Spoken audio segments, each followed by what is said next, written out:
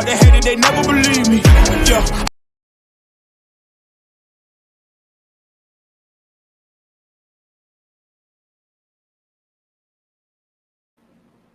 All right, folks. So, as we're waiting for Mr. Andre, the pop culture guy, to assimilate himself into the show, we've got a release date for Daryl Dixon Season 2. It is September 29th is the first episode. I believe it'll be 6 episodes again. I would have rather had 8, but that's all we got was 6.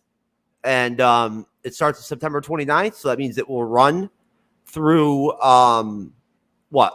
October, and it will wrap up in November.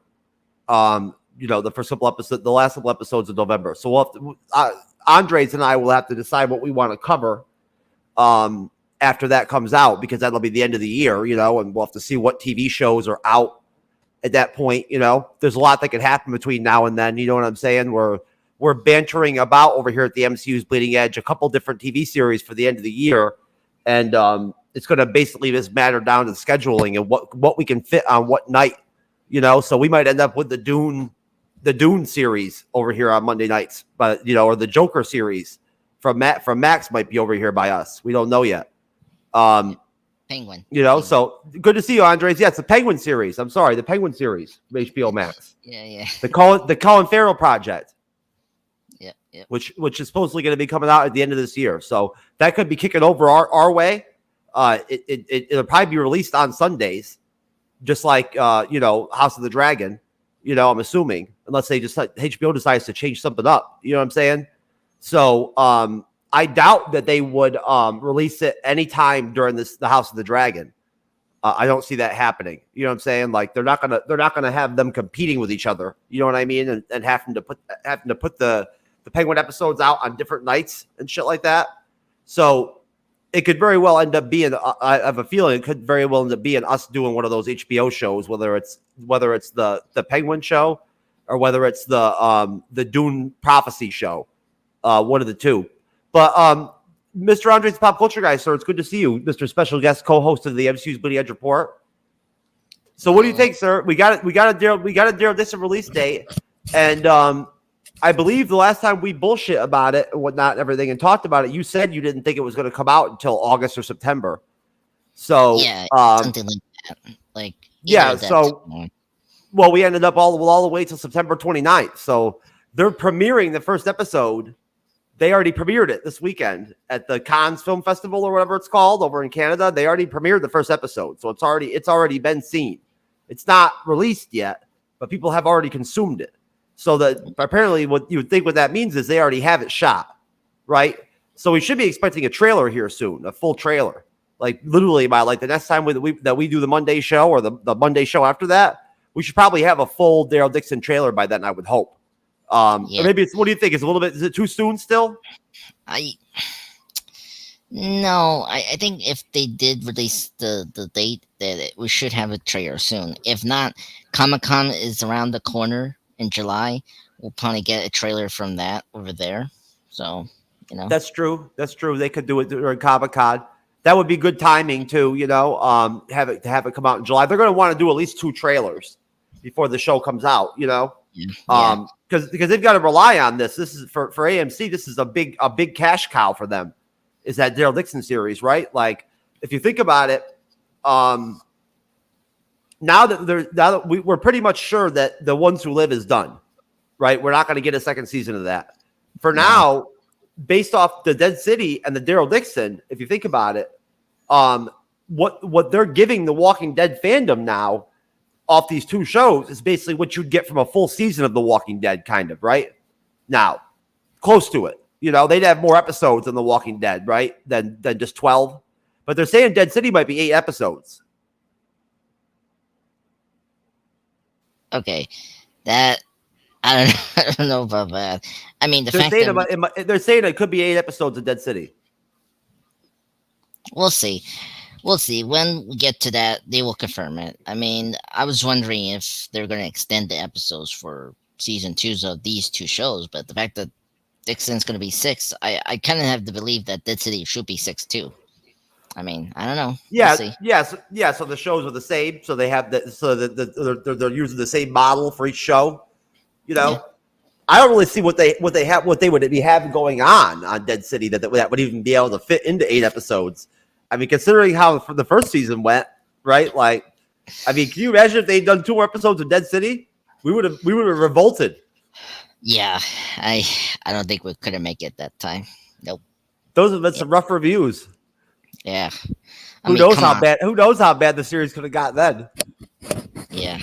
Yeah. I look. If it stick with 6, that's fine. I just hope they got better storylines and better dead, kills. Supposedly they brought in some new blood. They've got some new actors and some new actresses. We'll get into Dead City, folks, when Dead City comes closer to coming out. It's not coming out until 2025, so we don't really have any information for you, other than the fact that there's going to be more of a role for the Herschel Jr. character is going to be more prevalent in the show, which I don't know if that's a good thing or a bad thing. We didn't really get to see much of him as an actor last time, but he's obviously an important facet of the show. Right. We know that they brought in some new actors and some new actresses to play those secondary characters that are so pivotal that they didn't do a good job with that was really the big comparison with Daryl Dixon season 2 for us, or season 1 versus Dead City, was that we felt like Daryl Dixon's secondary characters really had complete arcs. Like they grew throughout. Even the villains seemed to grow throughout the series. Right. They surprised you at the end, right? I'm gonna have to refamiliarize myself and rewatch Daryl Dixon because I can't remember the names of the characters. But Isabel's former boyfriend or whatnot, who was like a scumbag, and it ended up being like a hero at the end. Wanting to save his son and everything and whatnot. Yeah, I gotta say, she was my favorite character in The Ones Who Live. Very fascinating. Oh, Isabel, character. Yeah, she was great. Yeah. That's the one thing that show did right, was the secondary characters, and the world building they did. I hope the city will do is better secondary characters, better world building for Dead City. They made Daryl Dixon. They made France very expansive. Like there was a lot of traveling and moving around and whatnot and everything, right? Whereas in Dead City, everything was contained. Yeah. And then also like the secondary characters were fun, and Daryl Dixon, at least the kid had more things to do than these kids in Dead City. You had a reason to root for the secondary characters in Daryl Dixon. You had a reason to root for them. There were stakes for them. You know what I'm saying? You didn't really know what to think of Kudroy, the villain guy, right? Like you couldn't really make him out at times.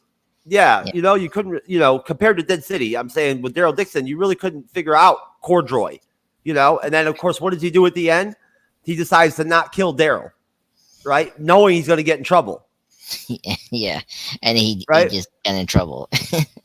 But he survived. He made it. Yeah. Yeah. So, Madame Germain or whatever the hell decided to let him live, Yeah, but she was a great villain.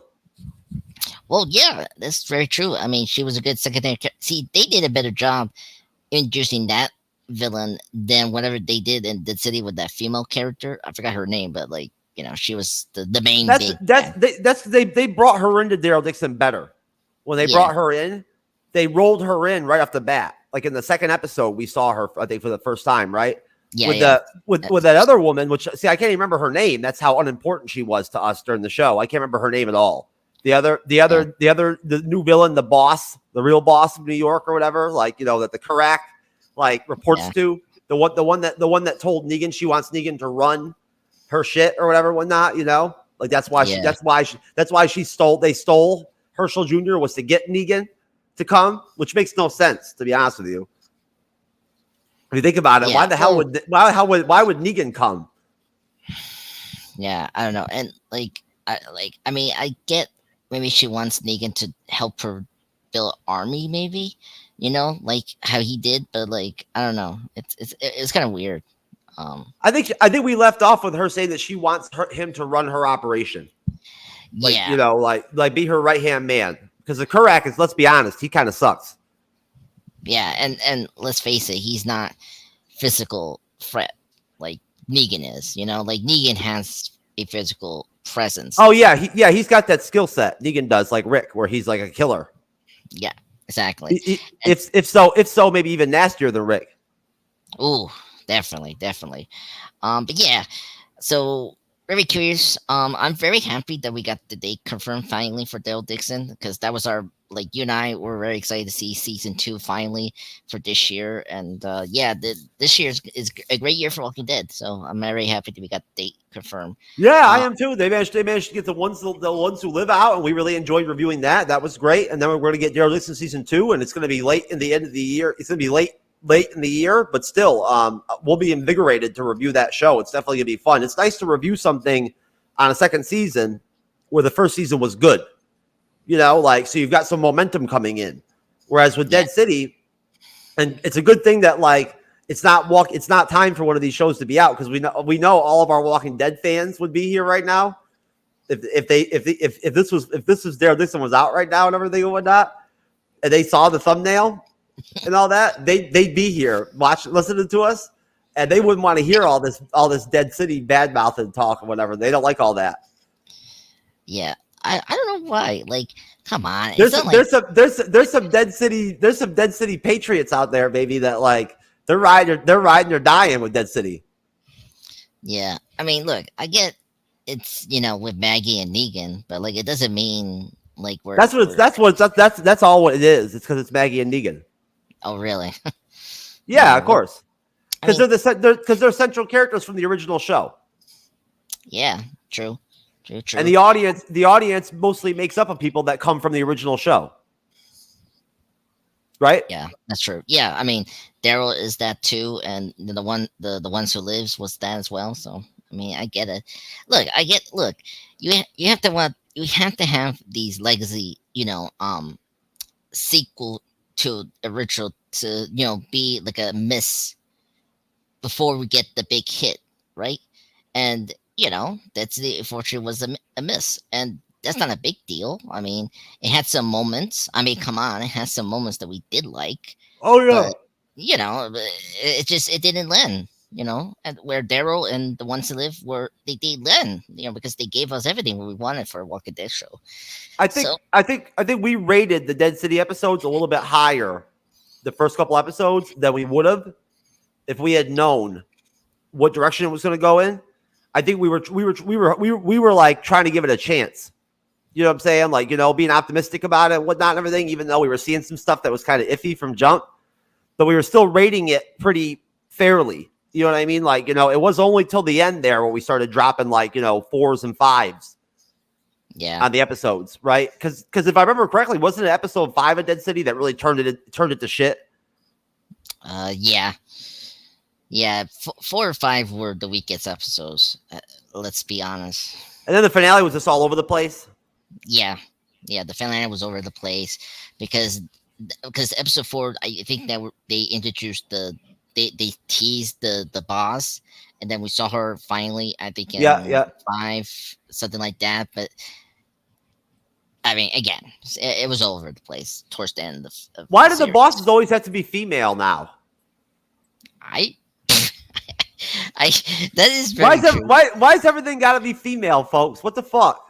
I'm not trying to hate on you ladies out there, the small amount of you in our audience or whatnot, but I'm just saying, why does every strong character now have to be a female?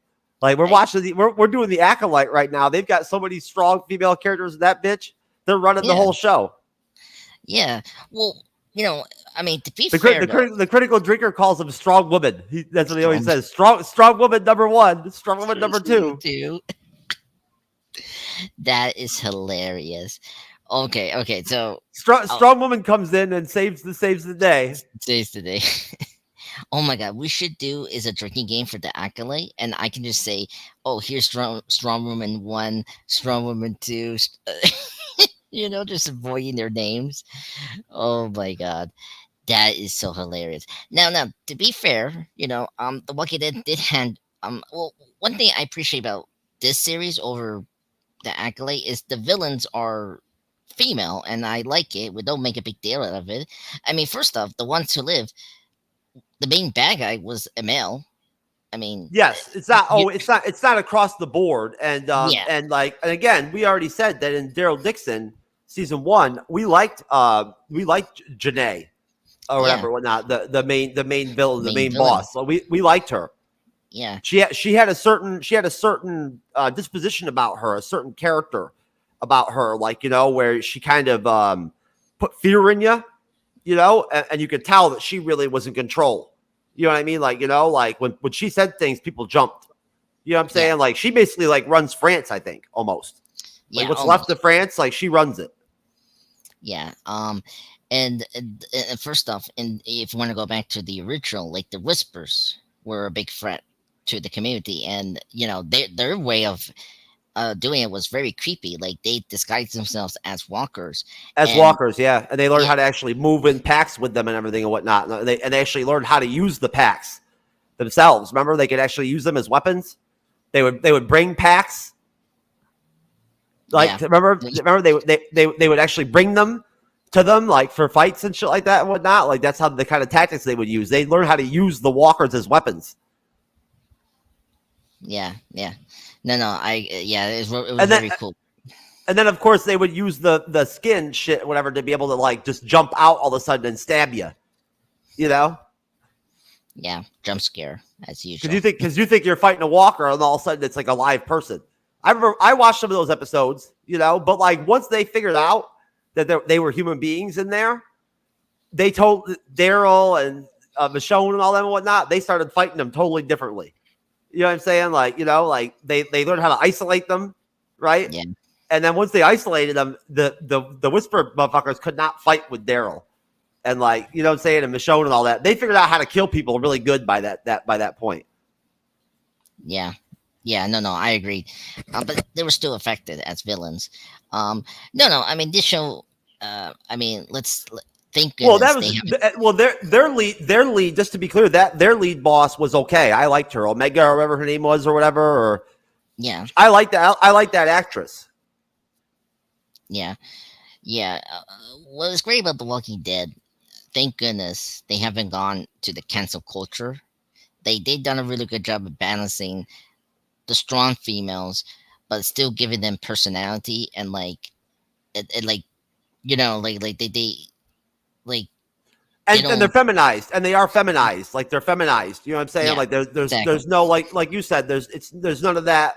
Like, Shuri becoming Black Panther kind of shit. Like, they don't do all that with Walking Dead.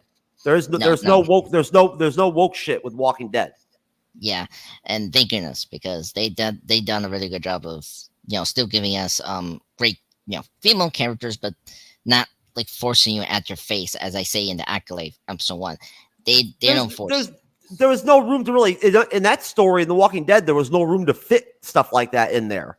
You know what I mean? Like, it wouldn't have worked. Like the way that the show was built, the way that the energy of it. If they had started going in that direction, it would have contradicted against the show itself. Yeah, and see, that's the problem with the Accolade, that's what they're doing.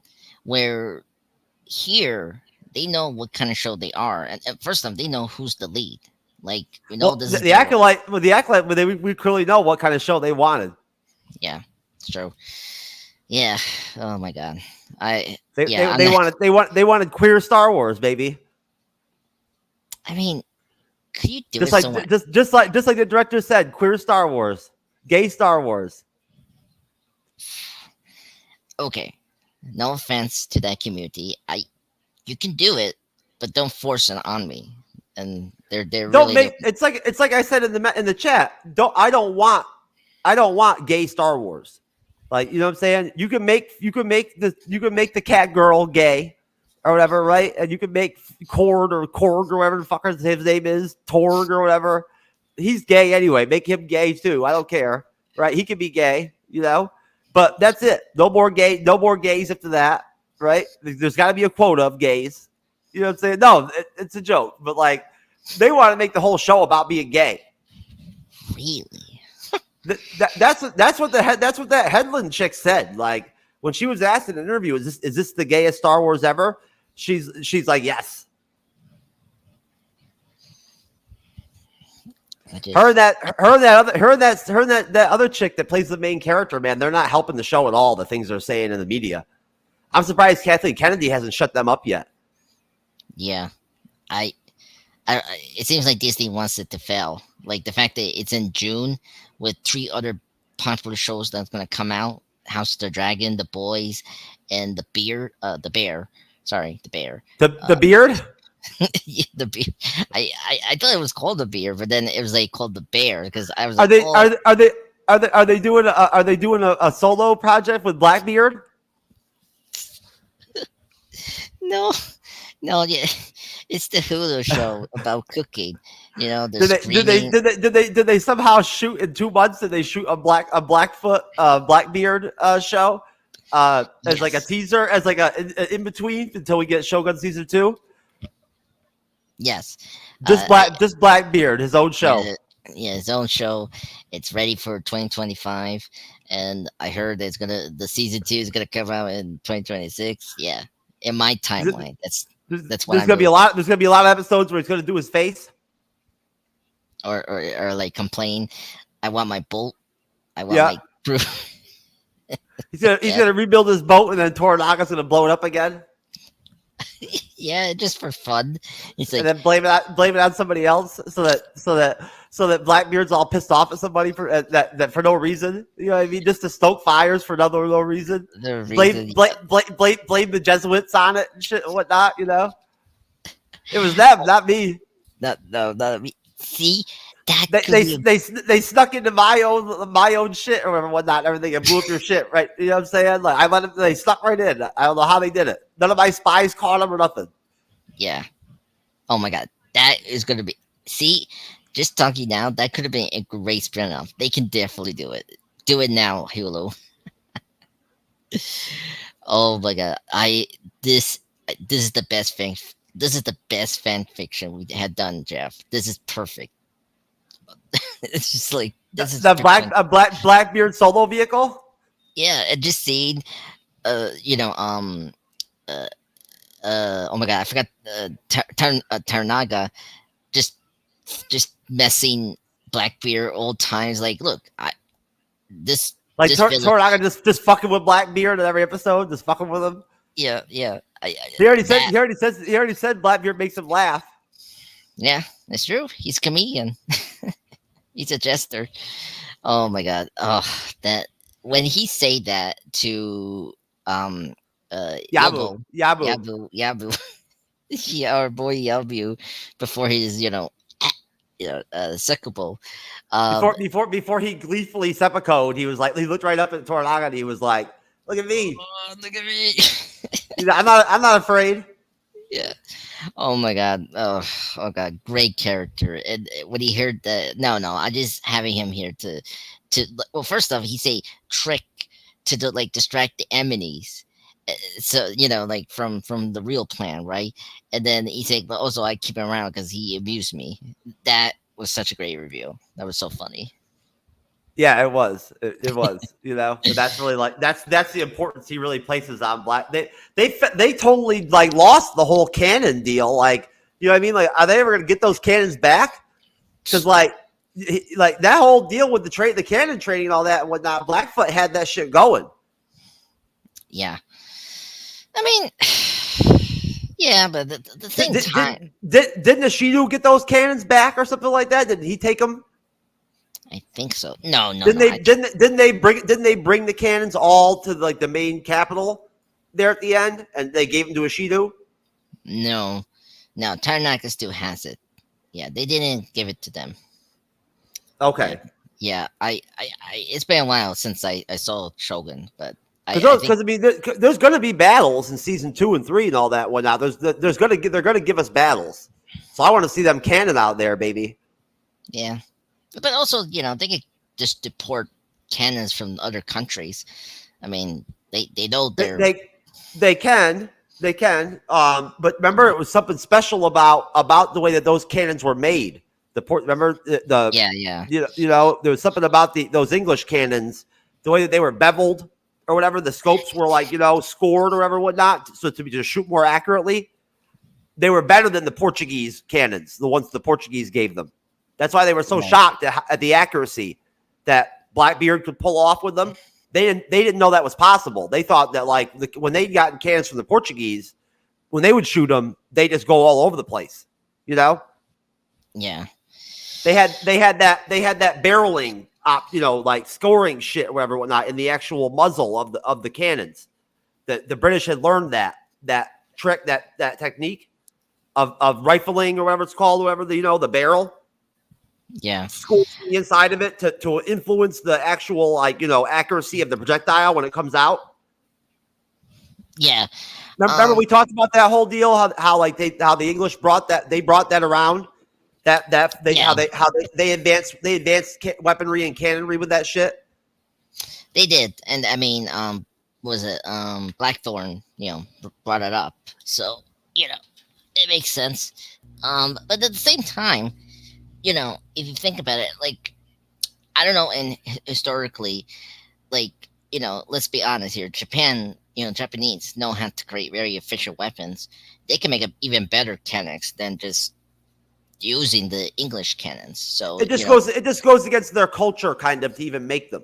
You know what I'm saying? Like, like at that point in feudal Japan, like, like they're still more like concerned about making bows and arrows and swords and shit like that and whatnot, Yeah, that's like true. Those weapons are almost alien to them. True.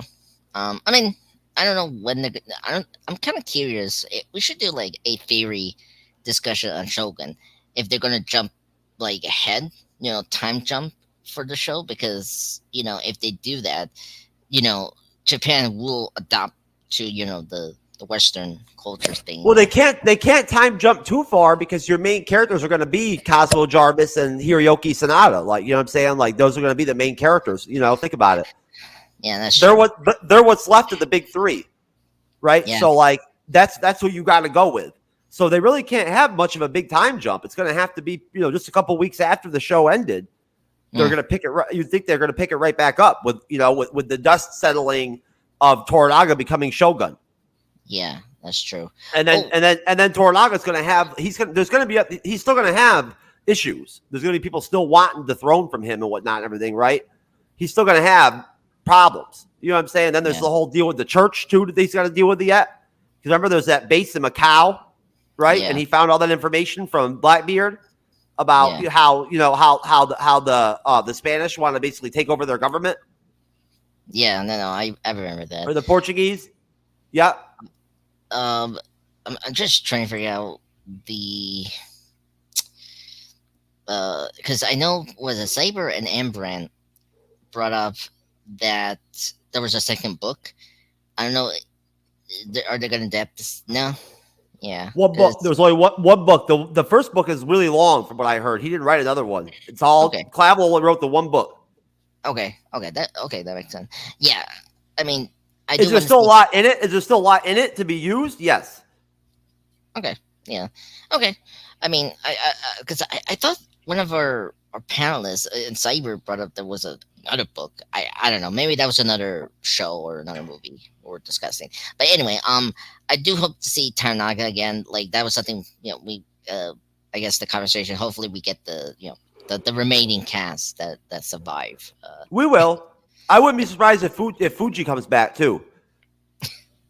They're gonna want to bring back familiar faces. Yeah.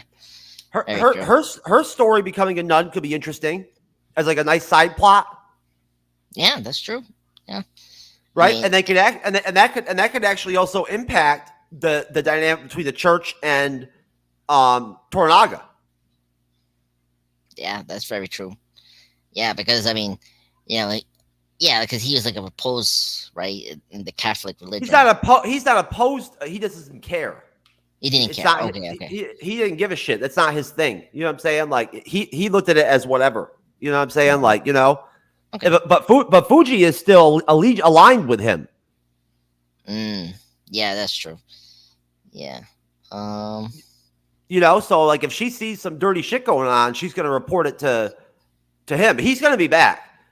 When they signed up to do 2 more seasons of Shogun, they signed up Hiroyuki Sanada for those those 2 seasons. He executive produced Shogun, so he's got to be there. Yeah. So he's gonna be in the show. No, I agree. Yeah, he had to be there. What else? Probably gonna make a lot of fucking money too. I bet. Yeah, I hope so. Because I mean, he's the lead. I love him. He's a great actor. I'm so happy he got the attention. And he's the executive producer too. You should get paid for that too. Yeah, which they do. I know they get paid. I know. I'm just saying he should really get paid. Yeah, I mean, yeah, no, totally. He's fantastic. He did a great job of putting this show together. I wonder how much more money Cosmo Jarvis is going to make for season 2 than he made for season 1. I will bet it was going to be like 1 point, like raise, and that's it. No, I think it'll be more than that. Really? I don't know. His value's gone up. That's true. I mean, now he's a star. I mean, he was, and look, he was great in the show. I mean, he had his moments, which was great. Look at us, folks. We're all over the place here. We started off with Daryl Dixon and Dead City. We can't talk about Daryl Dixon and not talk about Dead City. We have to. It has to happen. It's a mandatory thing on the Leading Edge Report. When we talk about Daryl Dixon, we have to attach Dead City because it's the first Walking Dead spin-off we watched. Yeah, and then all of a sudden we just now discussed Shogun. We can't help it, but hey, that's okay. We're talking pop. This is our last show to talk about fandom, pop culture, news, whatever, whatnot, folks. Until we do House of the Dragon episode 1 next Monday. Woohoo! 6 people on this bitch, the most ever. At Bleeding Edge Report. It's gonna be a full house. You're gonna see this whole screen lit up with faces. Might even be playing drinking games. We might let Andre's pop culture guy pick the drinking game words. See how that works out. I'll definitely do that. Now, Jermaine likes to do that thing where everybody picks a drinking word. That's where I got that from. Yeah. He likes doing that. I like doing that. That's fun. Yeah. It's really fun too. So that's gonna be cool seeing all the people on the screen, man. It's gonna be nice. Yeah. House of the Dragon. You excited? Very, very excited. I can't believe it's almost here. I really wish it's June 16th already, which is a Sunday, right? Yeah, Sunday. Why did you watch all your episodes? Not yet. I almost done. Just not halfway there. Did you see that birth? Did you see that birth I told you about? That birth when what's her name gave birth to that baby and it just falls to the floor or whatever, whatnot, or they take it from her and she just like walks right by, like moves right on. All bleeding and shit or whatever. Renea, right? Renea. Yeah. Yeah. Did you see that? Yeah. It happens right yet. in the beginning of like the 10th episode. I think you'll see it. Okay. I have not gotten to that. It's gruesome. Hey, I say not a lot of those birth scenes in movie and TV. So I don't know about that. There was one in a show, not before we go to the next topic, was the White Queen, where actress that played Atreides' mother, and also plays Faust in the Mission Impossible films, Rebecca Ferguson. She played the White Queen, the main character of that show and stars, and she was pregnant, but she had to give birth on the moment there, and like the baby came down, it was like really okay graphic and all that, but like on this that's kind of like how this one was, except that this one it's more brutal because really? They just take the baby right from her, and then she just like doesn't even have time to heal or anything like that. She just puts her clothes on and goes about her business. Yeah, and I know this. Because I saw some reviews for season 1, so I know certain things happen. But did Allison, the older Allison, played by Olivia Cook, ask for her and the husband to come and for her to see the new baby? Right? Yeah. To see it, because I forget who it is that wants to see the baby. Oh yeah, it's her and King Viserys that want to see the new baby because it's automatically like his heir. Yeah, you know what I mean, so that's why it's so concerning. You know what I mean, like it's another heir for him. Yeah. So like the babies aren't even really hers. They're not even Rhaenyra's or whatever. Like Rhaenyra's. They're like they're for the king. Yeah. So that's what's so dark about it is they just take the baby from her. It's her baby. and they just take it from her. Yeah. But Exactly. anyway, so Daryl Dixon, September 29th, 6 episodes, right? Meaning that we'll be going through November covering this. And then basically, what are your thoughts? What do you know? If you had to project, we got Carol. This is of course going to be called the Book of Carol. We got Carol on the show now, right? Yeah. We don't know how much screen time she's going to get, but we're assuming, just like when we talked about this when we covered the first season, that when they injected Daryl into the show or Carol into the show, they'd kind of split things up time wise. So you'd see Carol over in the U.S. looking for Daryl, while at the same time they'd switch over. Maybe during episodes, maybe they'll have episodes where you don't see a lot of Daryl and it's more Carol. Which direction do you think they're going to? How do you think they're going to handle that? In 6 episodes, do you think there'll be at least one episode where we don't see Daryl? That's kind of tough. Like they go away from France for the whole episode, and it's just all Carol in the U.S. Because you know how popular Carol is in the Walking Dead fandom. She's more popular than Maggie. Yeah. I'm trying to. I mean, I maybe they could do it with the first episode, right? Because of the last shot we saw in the first season. Oh yeah, I do think they're going to pick right up with her. Yeah. Yeah. So I don't know. I think so. Structure. We know what's going to happen with the castle because it is going to be discovered. Because remember, the soldier that left Daryl alive, he knows the location. So yes, and Daryl's he's a wanted man. Madame Janae wants him. Yeah, exactly. So that's going to be the main focus, and that's the time we're going to spend time. And I think with the Carol scenes, it's going to be maybe brief, where she will find clues, that job that Daryl did to try to find Rick, right? She's gonna trace his tracks all the way to the boat.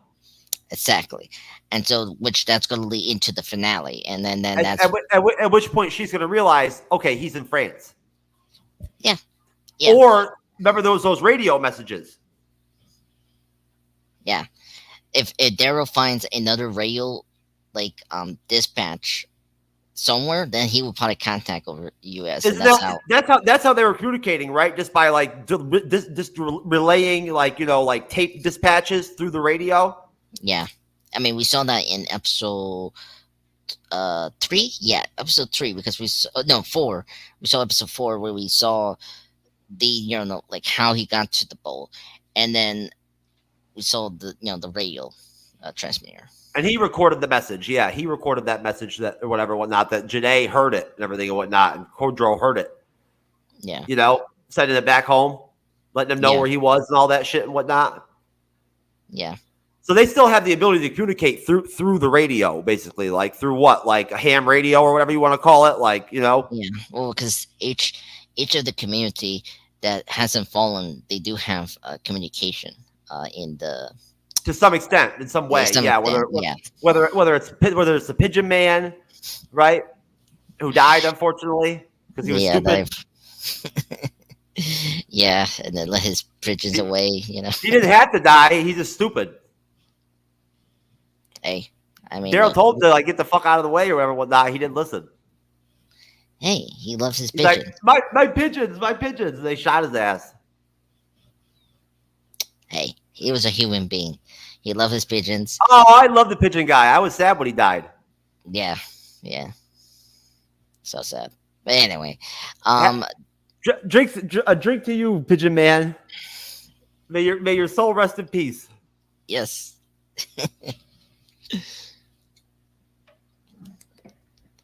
I hope your pigeons are okay and prosperous. Yeah, true. Maybe we'll get to see them again in season 2. The pigeons will be back. They're like the ghost of Christmas past. The Pigeon Man will come back to life. Yeah. He'll be a walker, but still taking care of his pigeons. Yeah.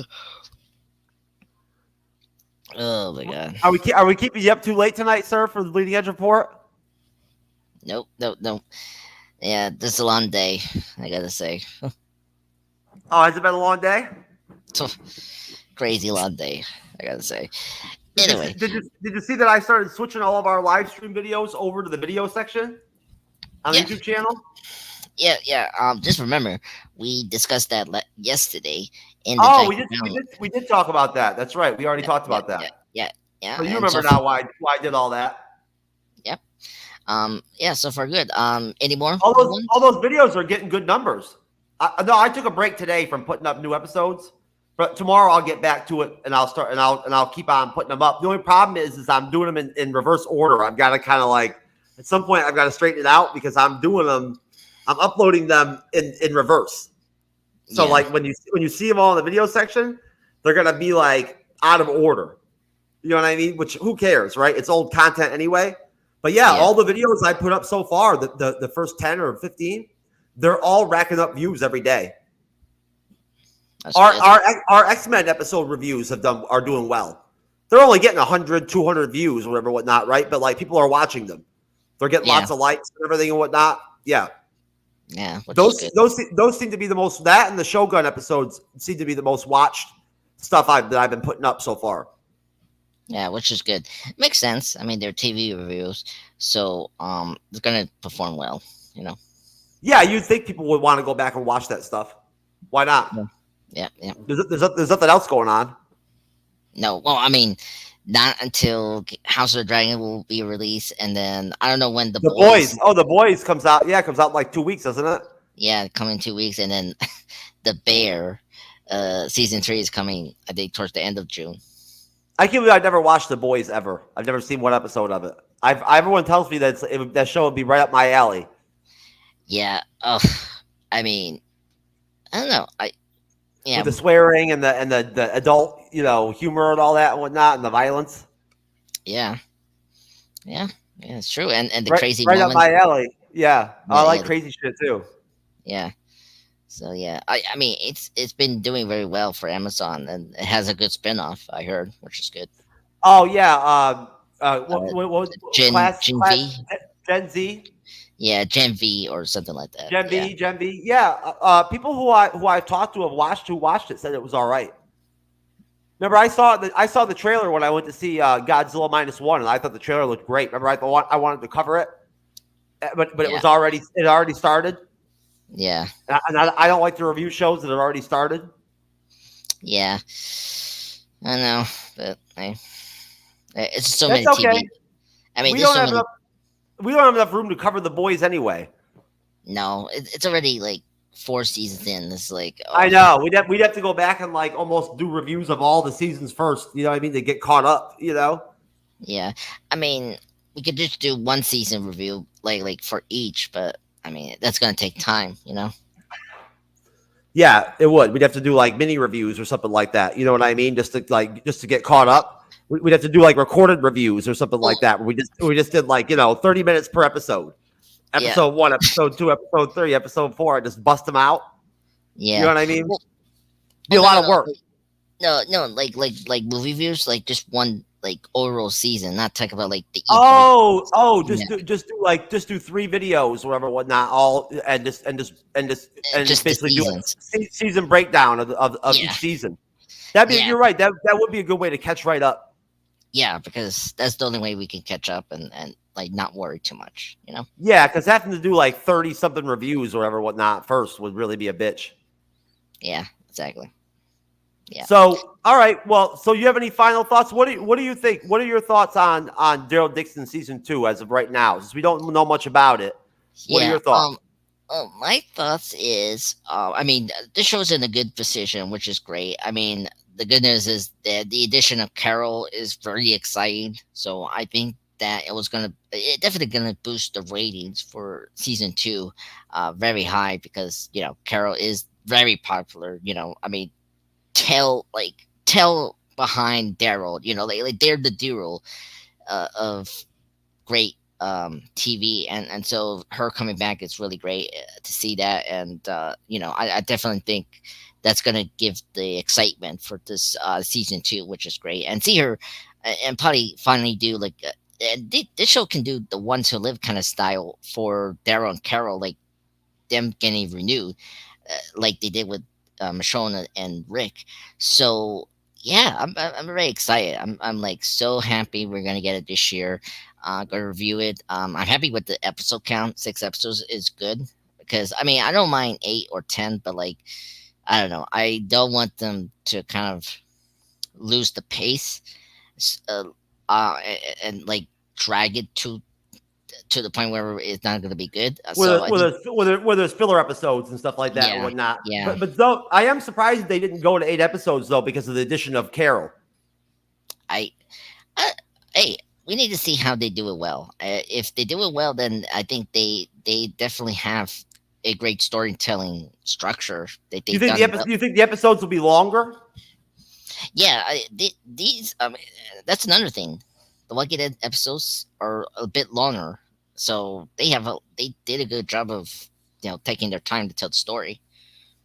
So So just to be clear, so folks understand that maybe didn't watch The Walking Dead, why is Carol so important? Like, why is she so valuable, and why is she considered to be one of the top Walking Dead characters from the original show? I mean, well, first off, that's opinion, but because out of the characters, she's the one you know how popular she is. Yeah, well, that's I just say it now that she's like I know. Yeah, well, she's one of the OG Walking Dead characters. Yeah, I mean, well, the few just let because she survived. Yeah, she survived from the finale, right?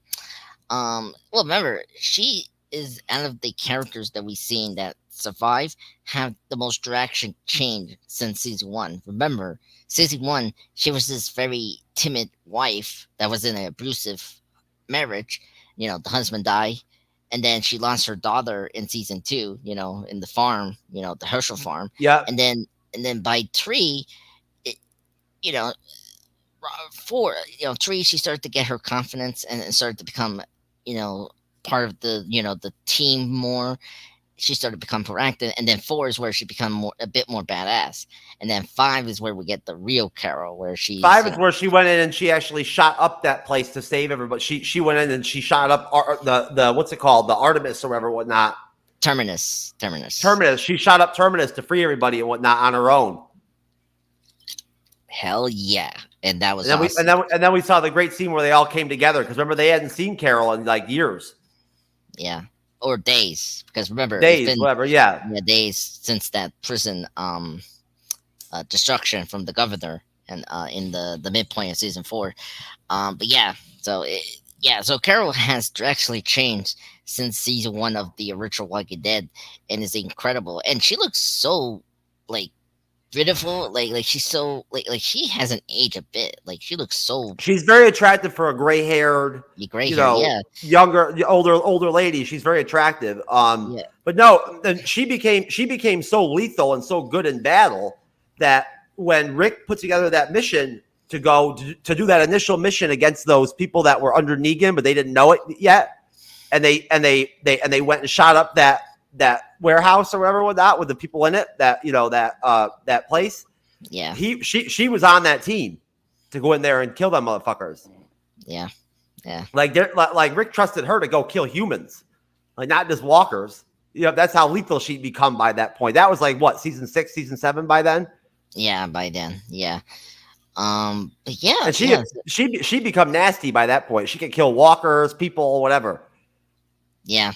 I mean, at this point, what's holding her? So, which is good.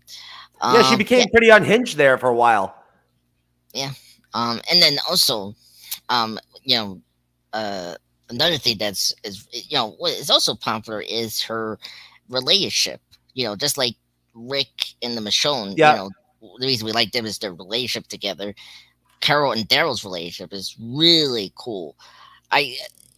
You could say there's some romantic thing, but I like that it's more platonic relationship. It's more of a friendship. Yeah, more friendship. Like in real life, how they're friends. You know what I'm saying?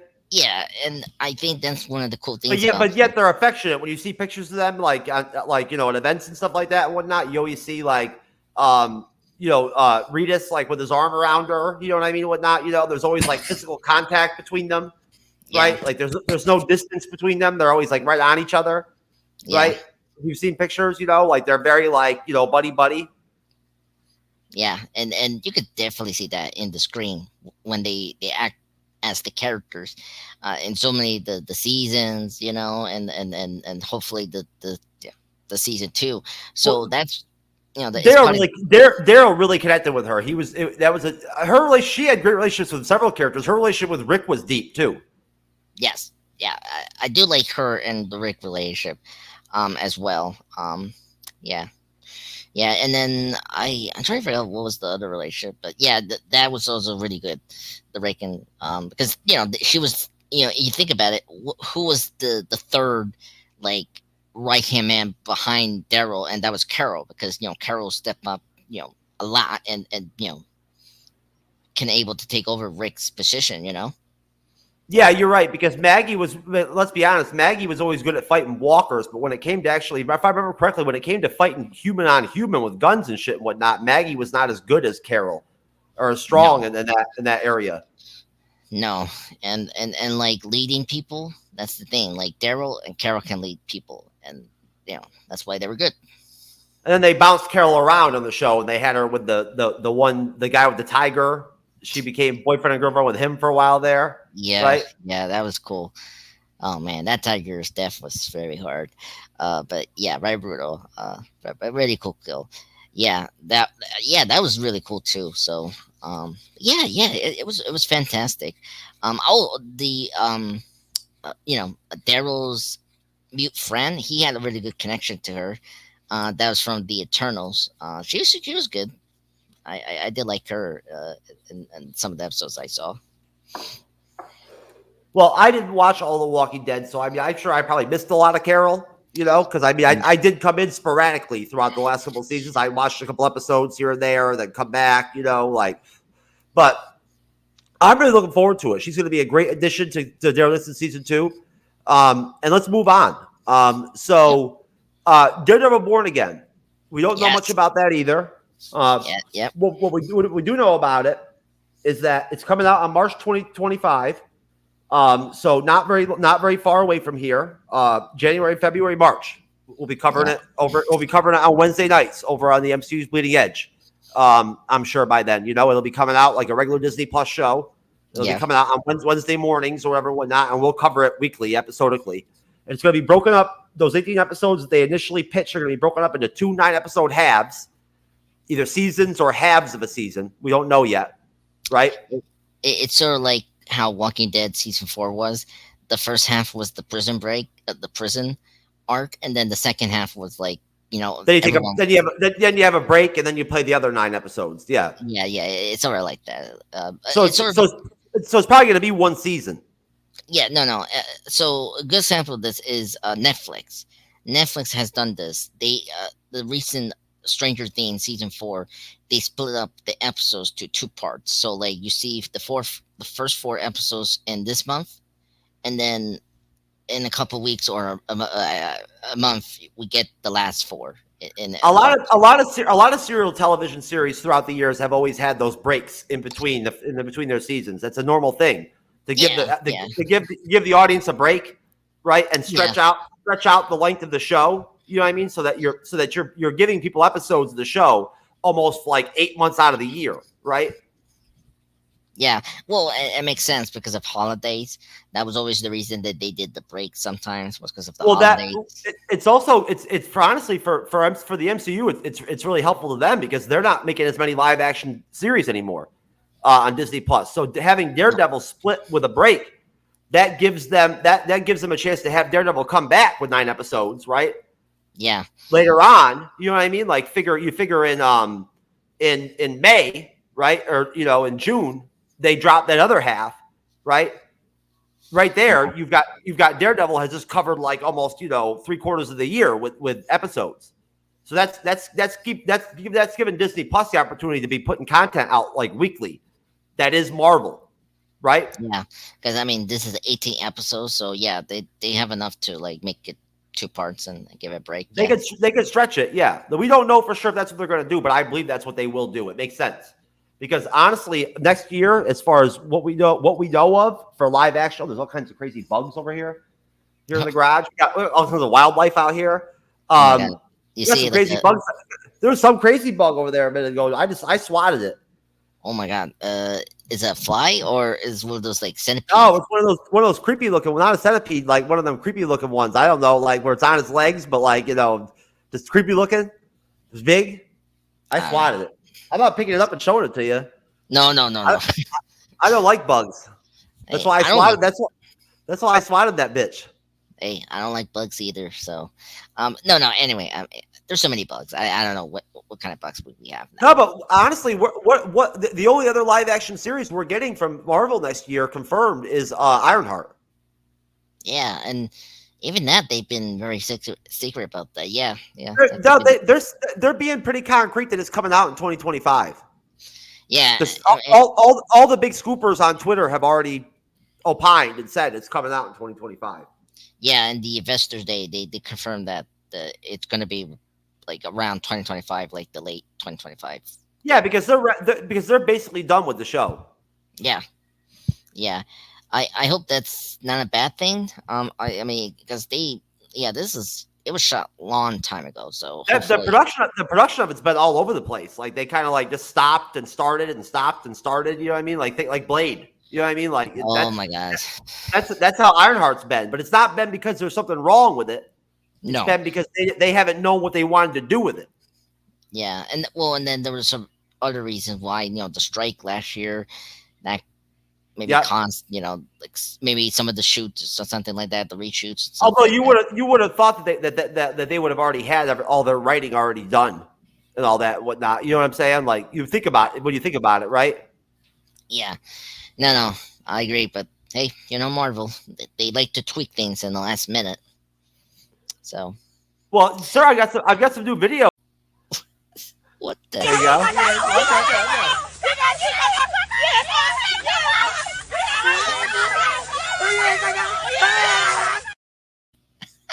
Look at the mother like videotaping with her cell phone.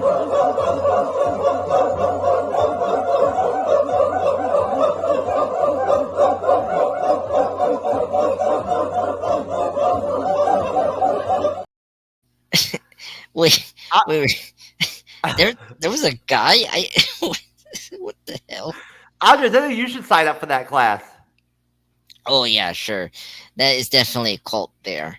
I can see you do it. I can see you sitting there on one of those mats and doing that. No, get out of here.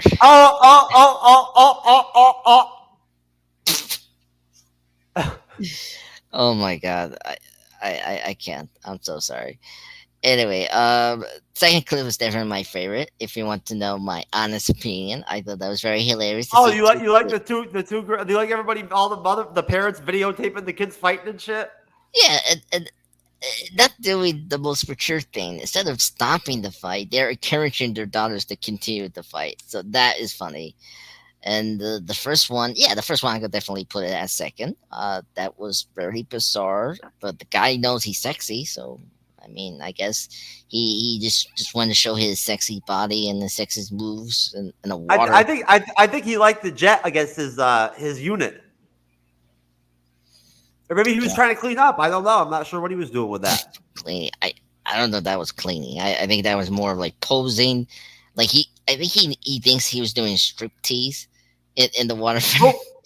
What was this guy doing? Is he cleaning, trying to get cleaned up too? What's he got going on? No, I think that's just. I love it. I love it when he looks over at the dude and gives him a head bob during it. Like, you know what I'm saying? Yeah. Folks, that is a classic right there. Yeah. Look at that shit. He's getting it. I can watch that all day. Oh my god, that is so funny. Yeah, that is very true. I like how he just casually just having sex with a poster, and that's funny. Yeah, I wonder how I wonder how he made the hole.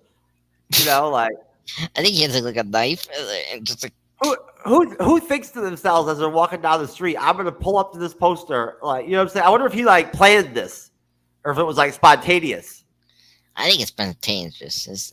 I think he was very I think he was sitting down and he saw the poster and he got a little too excited. I think he got a little roused, and then he's too hot under the collar.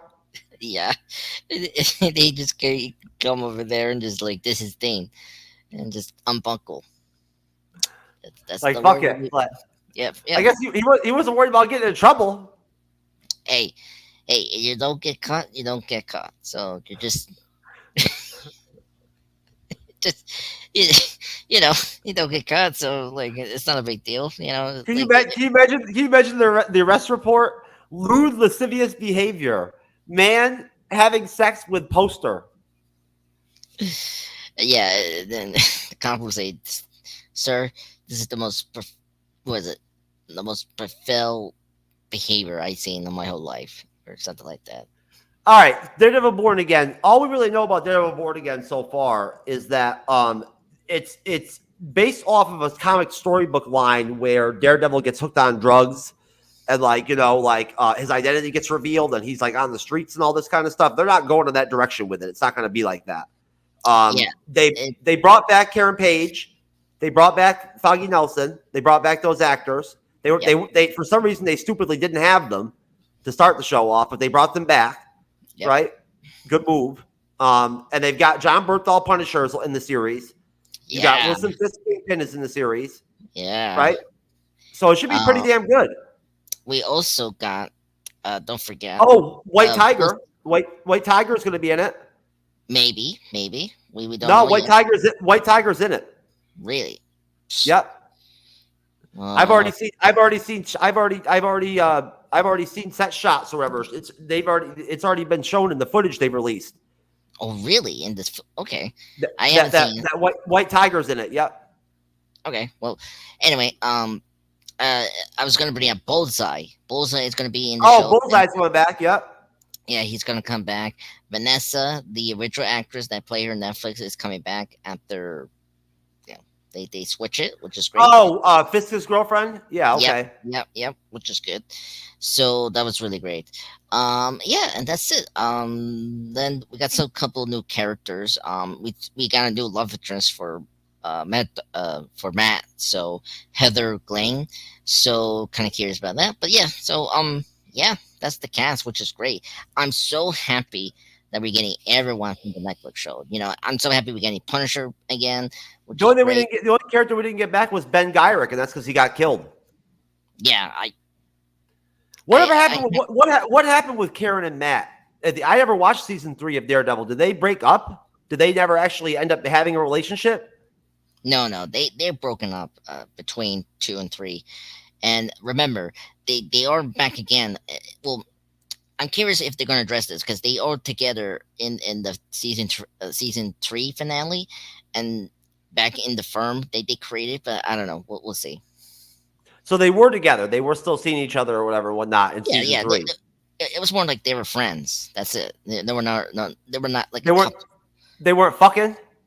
Yes, if we had to be professional. Okay, so they weren't fucking.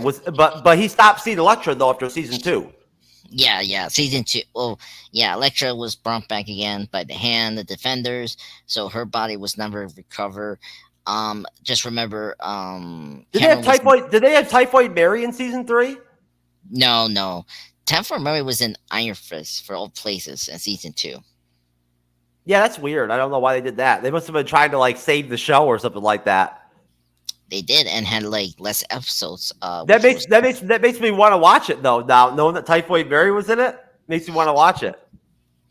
I'm trying to remember. I heard Typhoid Mary's a good character.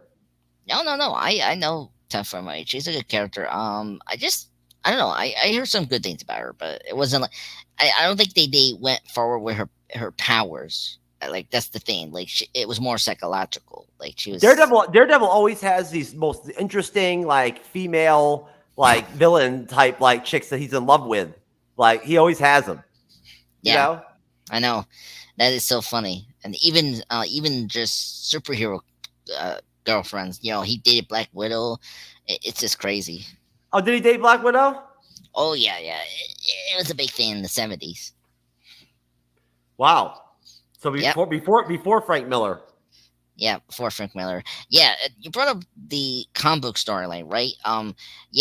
So Frank Miller wrote Born Again. If anyone knows, it's the really big big storyline where he meets his mom, who's the nun, which we already saw that in season 3, the final season for the Netflix show was basically Born Again, and that was when Matt was at his downturn, where Wilson Fix discovered his secret identity, and it was taking down Matt slowly, to to his lowest point. He got rid of his job. He was having trouble. So yeah, it's one of the best story. I read this comic book actually a long time ago. It's really great, and season 3 already adapted it. So it's kind of weird that they're using this title again, but we'll see how they do it.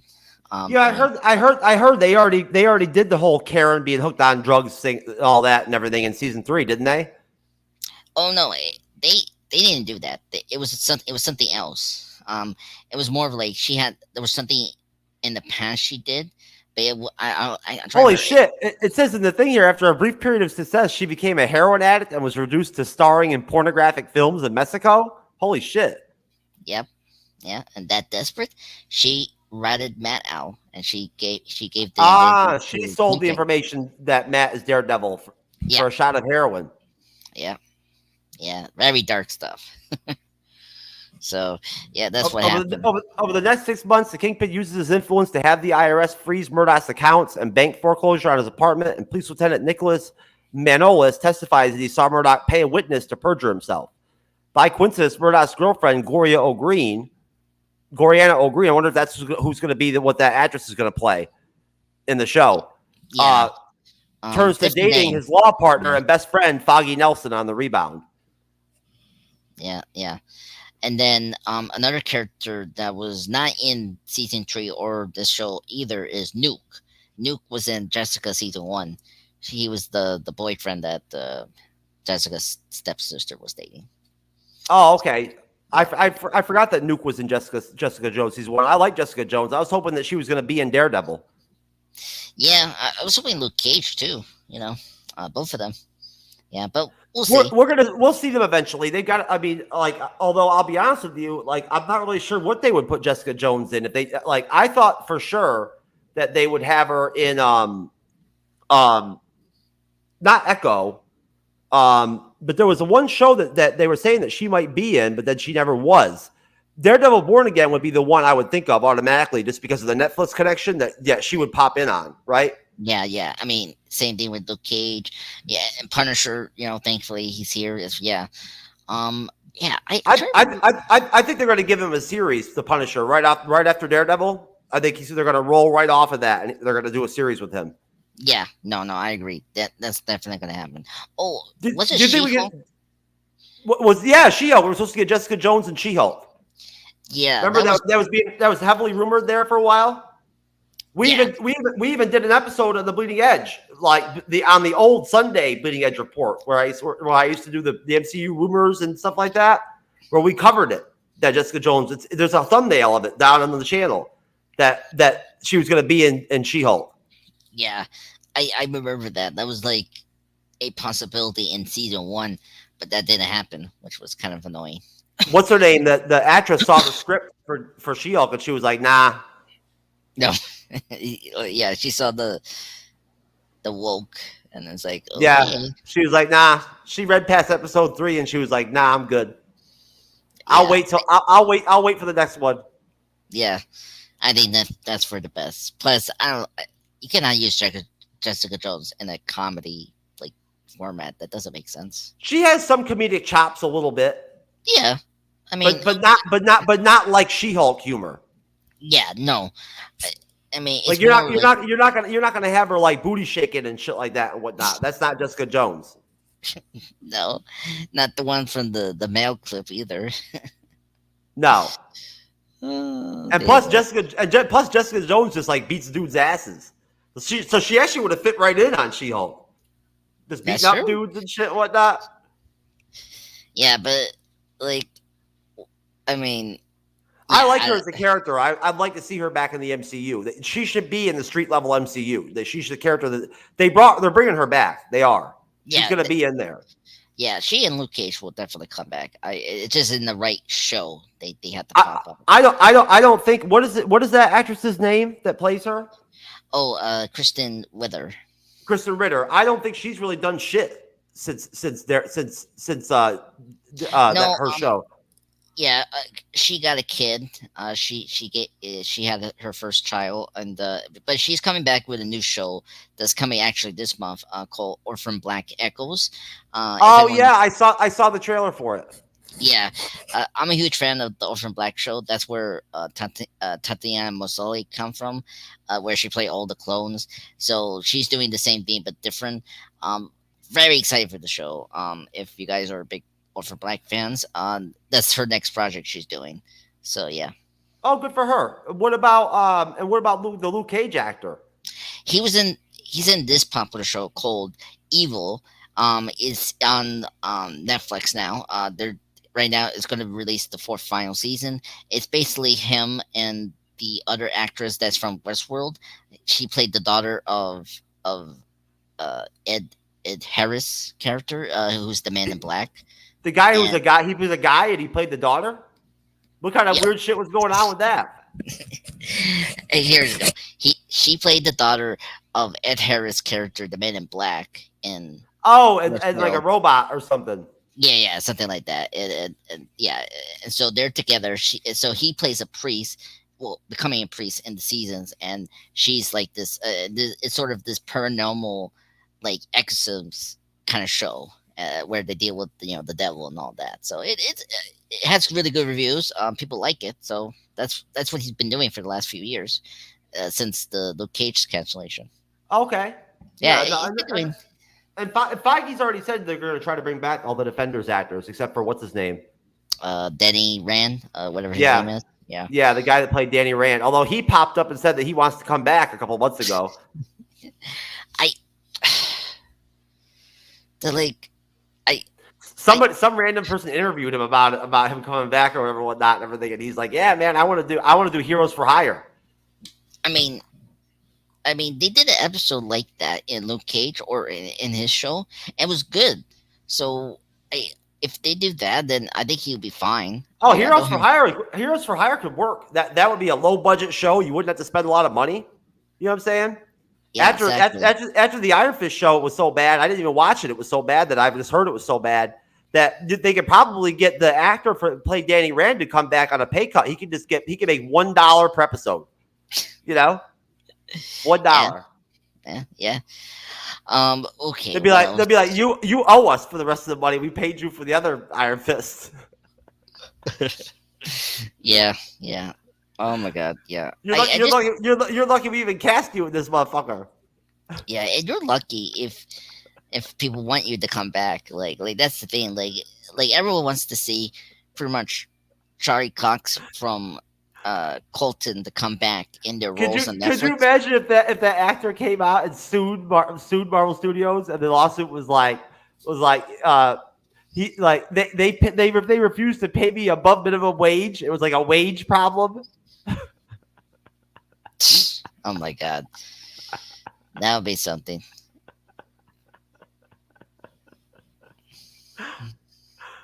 Marvel actor sues Marvel Studios because was only paid less than minimum wage for TV show. Yeah. Anyway, what else? What you tell me, sir? What's up with Giancarlo Esposito so we can wrap this bitch up? All right. That's the last thing we have on our agenda. All right. Well, we got a couple here. Great picks. Great reveals. There were a couple of villains that people are expecting. There's one that I think it makes a lot of sense.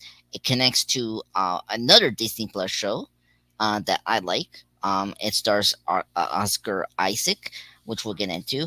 I got the first article here from this one.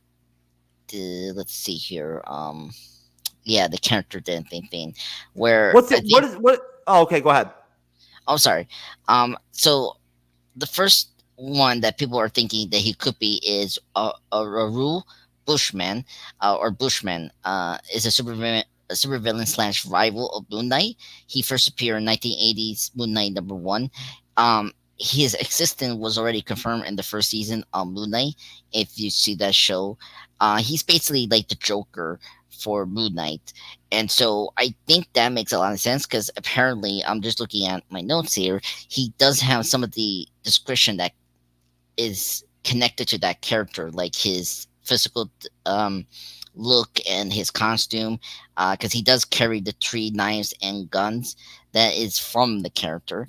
So yeah, so I think that's what they're revealing here. In terms of like who's going to play another potential characters that people are throwing out that could be possibility. He could be, and this one I want to bring out because I think it could make sense, maybe, but I don't know. Sure, he could be replacing Jonathan Majors as Kane the Conqueror. Maybe we're not sure. That's just a speculation. Another one is the Living Tribunal. That could be a possibility. Um, a Marco Man. That could be another What option. what is the connection with him and Captain America: Brave New World?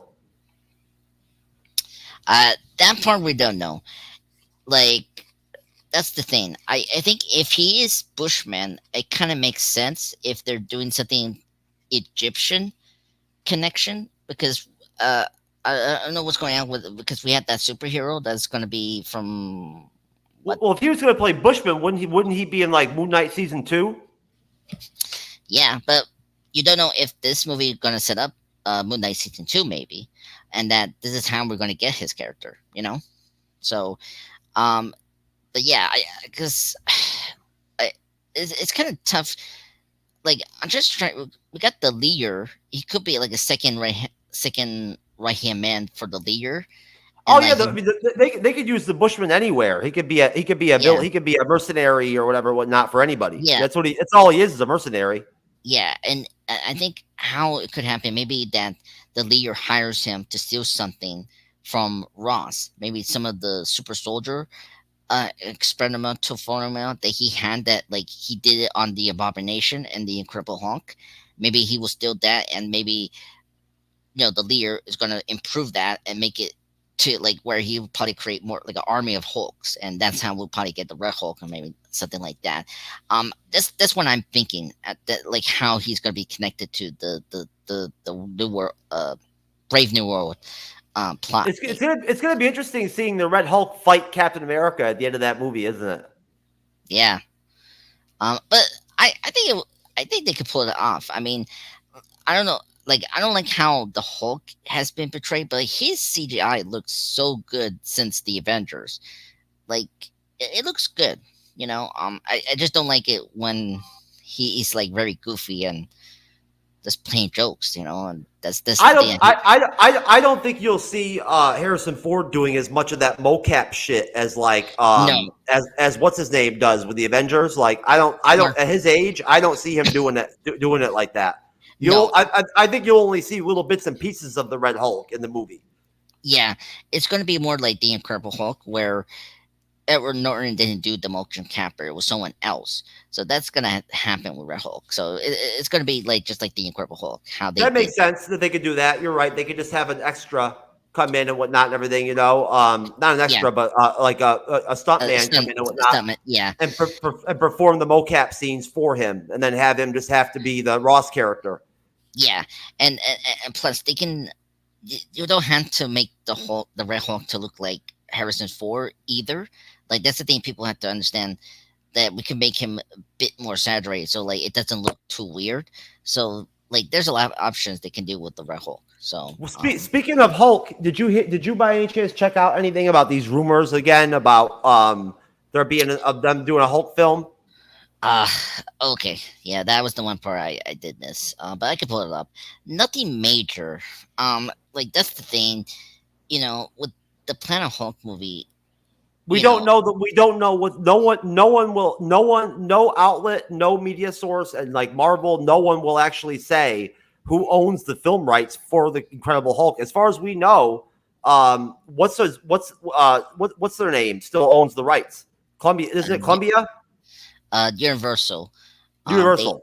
yeah, still owning the rights here. Yeah, I was trying to find some notes here. like there was really nothing that did in particular.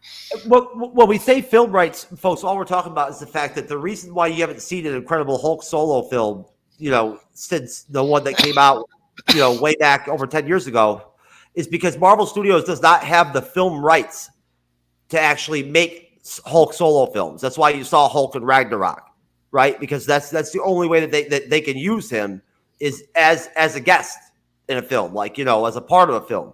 They can have him in the Avengers, but they can't make solo Hulk films unless they work out a deal with Universal. Universal, like they did with Sony or something like that. With the rights. And obviously, Universal must not. Maybe Marvel Studios isn't even that interested in making a Hulk film. Who knows? But I think it's mostly just fans wanting it. Yeah, and we were saying that because of the Avengers, the first film, because Mark Ruffalo was great in the first Avengers film. Like that was the Hulk that I was waiting for to see in the big screen. I seen the first two early Hulk films, and they were okay, but they didn't deliver like the kind of Hulk. I thought they were both pretty decent. The Banner one was decent, although the CGI and all that was pretty rough. But the second one with with Edward Norton was actually really good. Yeah, I liked it, and I have a soft for that. But just and unfortunately, those movies didn't perform big like Spider-Man or like the X-Men, so it just didn't make sense. I still to this day ask people all the time. I'll ask you, what do you think the Avengers would have been like if it hadn't been Ruffalo as the Hulk, and he would have thrown in, what's his name? Why am I having such a hard time with people's actors' names? Norton? Edward Norton. Can you imagine Edward Norton in the Avengers? How would he have done with the Avengers team? Do you think he would have been all right? Like he would have worked?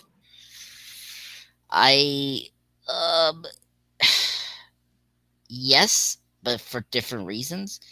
I think you could I say I don't think he couldn't have the chemistry that he would have with like Robert Downey Jr.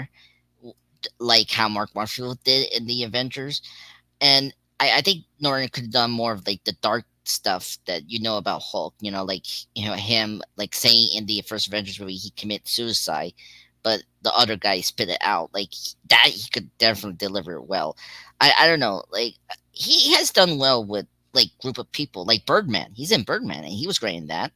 And he was in that Knives Out sequel. He was good in that. I don't know. It's kind of tough for me to see Aaron Norton in the Avengers. He couldn't make it worse.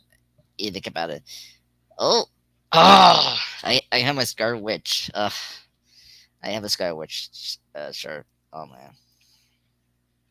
So anyway, I don't know. Like I think he just could have been the weak part of the Avengers, and I think I was kind of glad they recast him. So it all worked out at the end of the day, except for what's his name it didn't work out. Edward Norton, he could have made a lot of money. Yeah, that's the thing. But yeah, he doesn't work as a blockbuster. Like he's better at indie stuff. Some of his grievances with Marvel Studios, with the way that he was handled in the Incredible Hulk film, were legitimate. Like the fact that they didn't give him any writing credentials or whatnot for the film, even though he rewrote the whole film himself, right? Yeah. And all he asked for was to be listed as the writer, and they refused to do it. Yeah. Stuff like that, like I could see why he was pissed off. Yeah, well, and then they also cut out a lot of the other important scenes that him and the director wrote, and they just cut it down to make it just a simple action film, and that was another issue that Norton had, which was legitimate. He wanted the film to be more like, more deep dark, and all that shit. Yeah, Dark Knight. He say like more like that. That makes sense. If you think about the timing of the film and all that and whatnot, you know what I'm saying? Yeah. But I don't know, sir. We're almost at the 1.5 hour mark. You have any last thoughts on anything and whatnot before we call it out of here? Well, another successful Bleeding Edge report. Yeah, very successful one. I'm so happy I see this. I think that the Moon Knight villain Bushman makes a lot of sense for Jimmy Seal. He's a great actor. That makes a lot of sense. Um, I just hope they can use him well, because that's the thing about Marvel Studios. Sometimes with the villains, they don't use them well. So we got Red Hulk, the leader, now him, and then Diamondback is also maybe another potential villain. Yeah, they I brought know, Diamondback back. They did from the Serpent Society. That was the one person that they kept. yeah, weird. Okay, so that's a lot of villains, and so hopefully they can juggle them well. But if I don't know, I'm a concerned, but hopefully they use him. But thankfully, if this is true, he's going to be Bushman. At least he has a future in the MCU, so we can see him hopefully in Moon Knight season 2 later down the road, which is great. That would be great. We talked about Moon Knight season 2 last week. And we're looking forward to that as well. I'm assuming probably that will come out in 2026. Yeah. I put my first blog post up on the MCU's Bleeding Edge.org. You can go check it out, Andre. It's my first blog about the Blade film. It's up. Awesome. Yeah, I'll pull it up. Yeah, because I think the audience wants to see that. Man, no comments today. It's very quiet. No, it's been a quiet night. Yeah, what's going on here? We usually have fun comments, usually in the Monday reports. It's a Monday. What do you want? That's all it is. Yeah, that's true. I know. It's a Monday. I mean, I hate Mondays, but we need people. There's my blog, folks. My first ever blog post for the MCU's Bleeding Edge.org. Very nice. Very cool. Yeah, good pick to do the blog to first write that. Yeah, Blade is a mess. That's right, sir. And I'd like to see you get on there and actually do some blogging yourself. I'll say that. What are you laughing about? I've got you listed on the website as a contributing blogger.